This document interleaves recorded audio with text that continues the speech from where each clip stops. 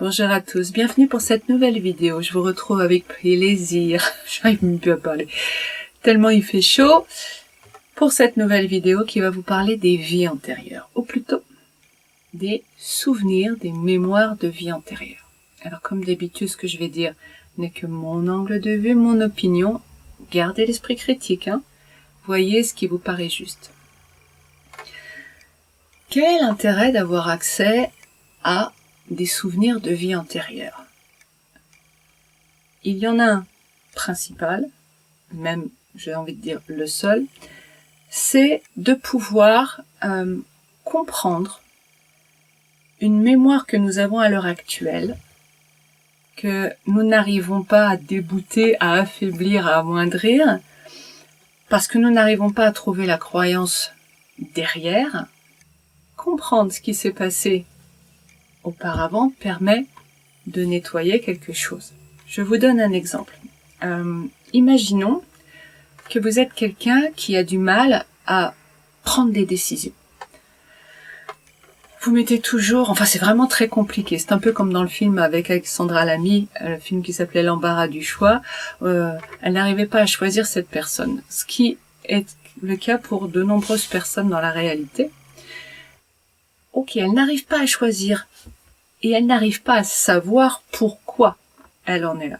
Remonter dans une vie antérieure peut lui permettre de prendre conscience, par exemple, que elle était responsable pendant la guerre, pendant la guerre 14-18, elle a été responsable d'une troupe de soldats, tout un bataillon donc était sous son commandement. Elle était un homme à l'époque et elle a pris une mauvaise décision et ils sont tous morts, elle avec, lui à l'époque.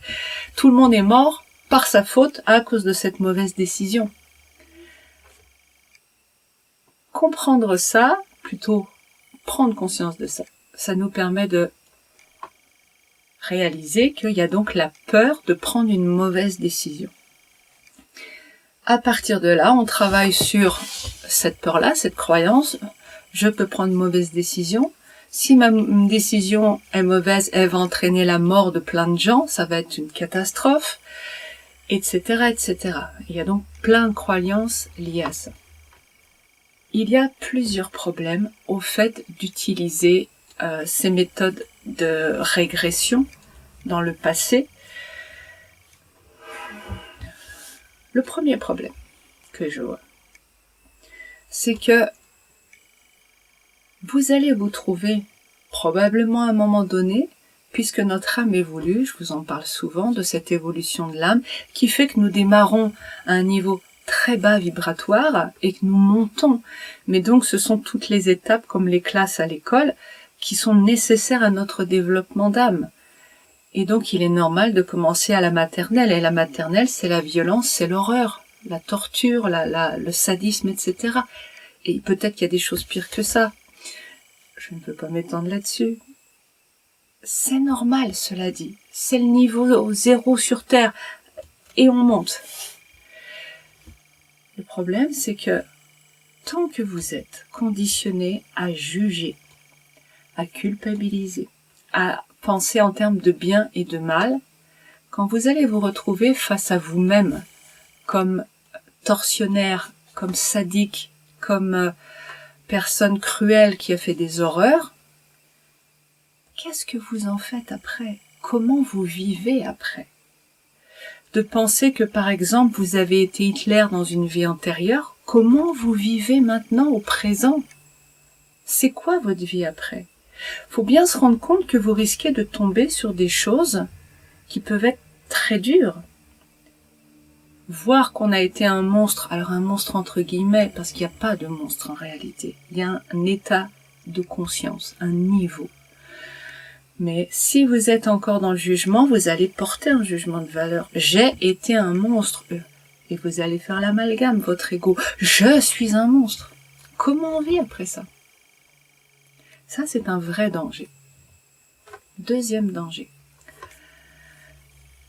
Il est impossible de savoir avec certitude, même si vous avez des souvenirs extrêmement précis, que c'est bien vous, cette conscience qui habite votre corps à l'heure actuelle, qui a vécu ça. À un moment donné de ma vie, il y a une mémoire qui s'est réveillée chez moi de culpabilité, mais phénoménale. Et tout d'un coup, j'ai eu la certitude que j'avais été Judas dans une vie antérieure. Alors, vous imaginez bien que se sentir Judas, c'est super lourd, hein, c'est très difficile à vivre. Ça a duré quelques semaines jusqu'à temps que je comprenne, en fait, que je n'ai pas été Judas, mais que cette mémoire de culpabilité, qui était forte, comme elle était forte, elle s'est reliée, elle a eu la puissance de se relier à l'égrégore. L'égrégore, c'est, pour ceux qui ne savent pas ce que c'est, je vais essayer d'être claire mais concise. L'égrégore, c'est comme un sac énergétique qui réunit toutes les petites peurs de chacun en rapport avec un concept précis. Donc la culpabilité, là dans ce cas, toutes les mémoires de culpabilité, chaque fois que quelqu'un éprouve une culpabilité, pof, elle va se brancher sur cet égrégore. Au fur et à mesure des millénaires, cet égrégore a grandi. Et maintenant, quand on ressent une culpabilité, c'est facilement une grosse culpabilité, un truc bien lourd. Oui, parce que on se branche là-dessus. Et vous vous retrouvez à donc rentrer en relation, recevoir cette énergie négative qui va augmenter la vôtre. Ce qui veut dire que il y a des gens à l'heure actuelle qui, il y a bien une centaine de personnes dans le monde qui sont persuadées d'avoir été Jésus. Et ils ont les souvenirs de Jésus. Mais 100 personnes en même temps qui ont été Jésus, même s'il y a des avatars, il peut y avoir plusieurs avatars avec votre conscience qui vivent en même temps sur Terre, ça me paraît beaucoup. En fait, ces personnes sont reliées à la mémoire de Jésus. Reliées. La difficulté dans tout ça, c'est d'arriver à faire la part des choses. Quand quelqu'un se dit « j'ai été Jésus », généralement son ego le rattrape. Il se met à jouer un rôle. Il se met à se faire embobiner par sa négativité qui profite de cet accès d'ego involontaire, bien sûr. Mais voilà, j'ai été Jésus. Je suis là pour sauver le monde, je vais t'aider, etc. Vous voyez le topo. Et pareil, si on a l'impression d'avoir été une mauvaise personne, on va se connecter. Est-ce que c'est nous? Est-ce que c'est pas nous? On va récupérer des souvenirs. Rien ne nous permet de dire que les souvenirs que nous avons, que ce soit par hypnose régressive ou spontanément, moi c'est plutôt spontané, enfin j'ai jamais fait d'hypnose régressive, donc c'est toujours spontané, tout d'un coup, les souvenirs affluent.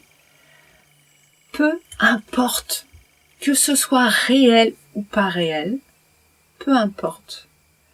L'important, c'est est-ce que ça m'éclaire, est-ce que ça me permet de comprendre et d'avancer. Peu importe que ce soit réel ou pas, parce que le danger, l'autre, le suivant, le troisième danger, c'est le danger, effectivement, de s'attacher à ces souvenirs. Nous vivons au présent. Déjà que s'attacher à notre passé n'est pas bon pour nous parce que ça fait grossir notre ego et notre négativité, qui est dans « je me fige dans avant ». Donc, je me fige dans un stade de développement de mon âme, en fait. Si je ne veux pas évoluer, changer, faire le deuil d'un passé, même si c'est la seconde d'avant, je vais donc me rigidifier. Quelqu'un qui est rigide, qui est rigidifié, c'est un cadavre. Donc ce n'est pas naturel. Donc, le danger, c'est de vouloir s'accrocher à ce passé, l'explorer, s'y intéresser. Surtout pas. Surtout pas. C'est la porte que va utiliser notre négatif pour nous mener par le bout du nez et pour nous berner et nous amener à de l'ego, à de l'excès, à de la souffrance. Il est quand même rusé, ce négatif. Donc il vient à pas de loup et hop, sans s'en rendre compte, hop, on a la casque de réalité virtuelle et on n'est plus dans notre monde. Donc, ce n'est pas parce que j'ai des souvenirs qui remontent que je m'y attache. Je les prends comme une information et je vois ce que je peux en faire. Par exemple, de savoir que ma fille dans cette vie a été mon tortionnaire dans une autre vie.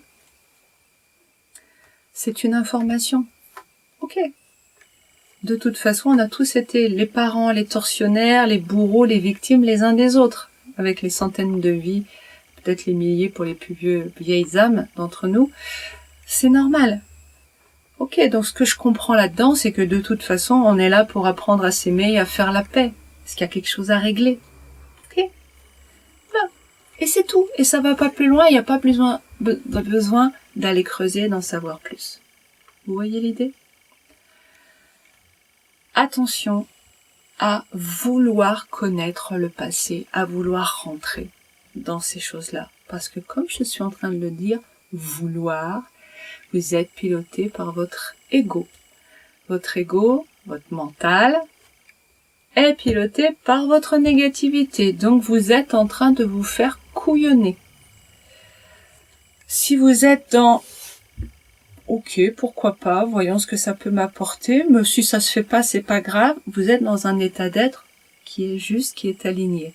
Dans ce cas-là, ça peut peut-être vous apporter quelque chose d'expérimenter. Mais quand vous êtes dans la volonté, et plus cette volonté est forte, plus c'est négatif. Donc lâchez ça tout de suite, ça brûle, ça vous fait du mal.